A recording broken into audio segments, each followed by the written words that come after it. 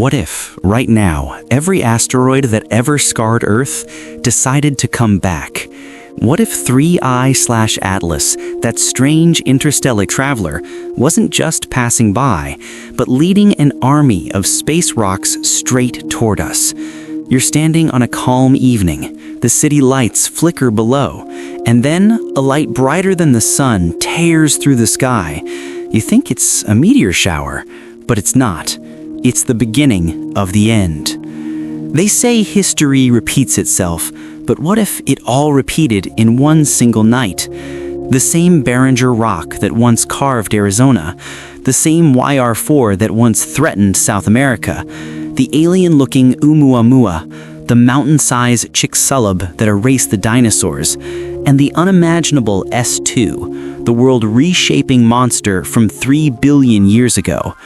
All of them falling again, together. At first, astronomers don't believe it. A series of flashes appear on deep space radar. The readings don't match any known trajectory. And then comes the alert. A mass of 5 objects, each on a collision course with Earth. They aren't fragments of one another. They're independent bodies converging from different directions, drawn in by an invisible gravitational knot. A cosmic accident that should be impossible. But space doesn't care about impossible. In observatories across the world, scientists stare in silence. The data isn't wrong. Impact, 7 days. No time to prepare, no time to hide. The countdown begins.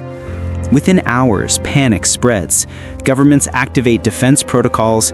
Every rocket capable of reaching orbit is loaded with kinetic interceptors, nuclear payloads, even experimental DART-style deflection units. But the truth sinks in fast.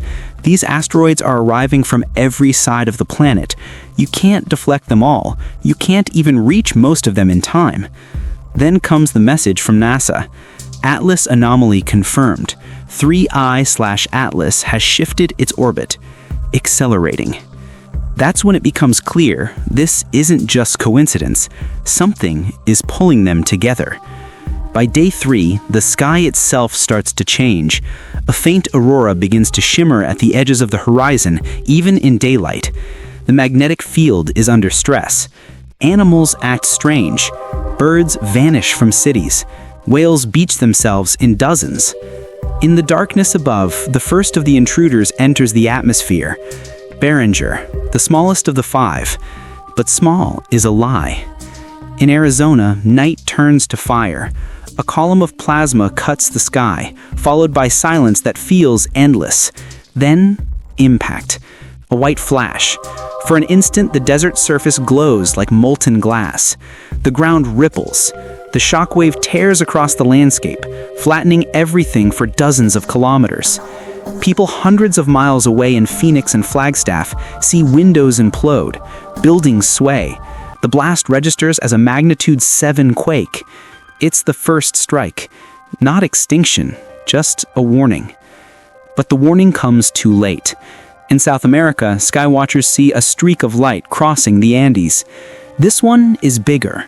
YR4, the near-miss asteroid humanity once joked about dodging.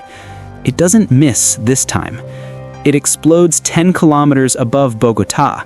A blinding flash lights the night like a second sun. The shockwave shatters an entire city.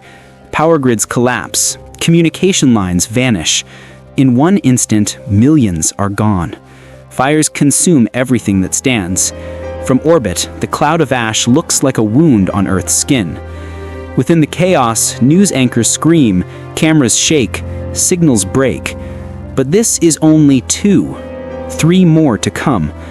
Over the Atlantic, something massive crosses the upper atmosphere. Long, thin, spinning. Oumuamua, the first interstellar visitor ever detected. No one ever figured out what it was, but now as it slices into Earth's sky, its strange glinting surface refracts light like metal, like it's not just rock. As it enters over the Amazon basin, it disintegrates into a storm of molten fragments. A rain of plasma scorches millions of trees. The Amazon ignites. For miles, the night becomes red. The Amazon turns into a burning ocean of smoke. Ash climbs into the stratosphere, darkening the globe. Scientists realize the pattern. Every asteroid is arriving closer in time, their impacts chaining together like falling dominoes. Behringer, then YR4, then Oumuamua, and next, the killer, Chicxulub. Radar shows the fourth rock approaching from the Gulf, 10 kilometers wide. The dinosaur killer returns.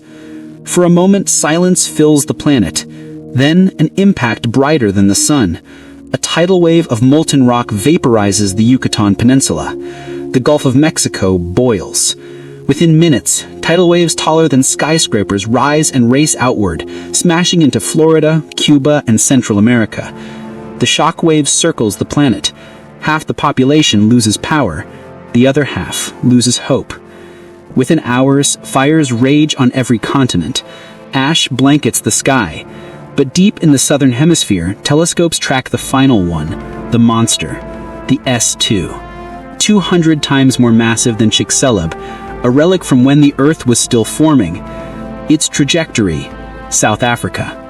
Impact time, 42 minutes. Across the world, people gather, on rooftops, beaches, mountains, watching the sky. There's no longer fear, only awe. A crimson glow spreads along the horizon, and the air itself begins to tremble. Birds drop mid-flight. Static crawls across every screen. Then, an impossible sight, the atmosphere bending like a liquid. The sound arrives a second before the light, and then S2 enters. It doesn't strike the land, it strikes the ocean near the southern coast. For a heartbeat, the planet shines. Then darkness. A shockwave of fire sweeps outward at thousands of kilometers per hour. The ocean lifts like a wall and folds back onto itself. The crust buckles. Earthquakes ripple across every fault line simultaneously. Cities fall. Continents shake. The night sky turns orange. From orbit, astronauts see what looks like the world's last sunrise.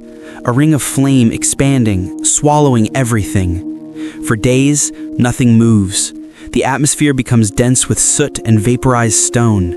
Temperatures plunge, sunlight disappears. The Earth enters a silent winter.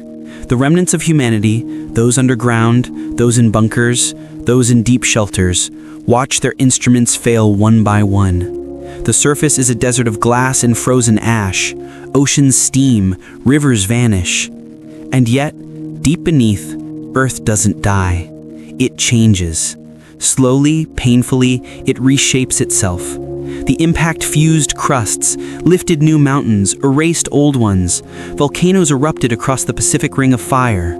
The sky cleared, faintly, after years. What was left of humankind stepped out again into a world almost unrecognizable. Maybe that's the strangest part. Every time Earth has been destroyed, it's also been reborn. From molten chaos to green life again. From extinction to evolution. If all 5 asteroids struck together, life as we know it would vanish. But something else would rise. Because that's what Earth does. It survives its own death. And as for Axis 3I/ATS, it's still out there, watching, waiting. Because in the infinite darkness of space, even the end of the world is just another beginning.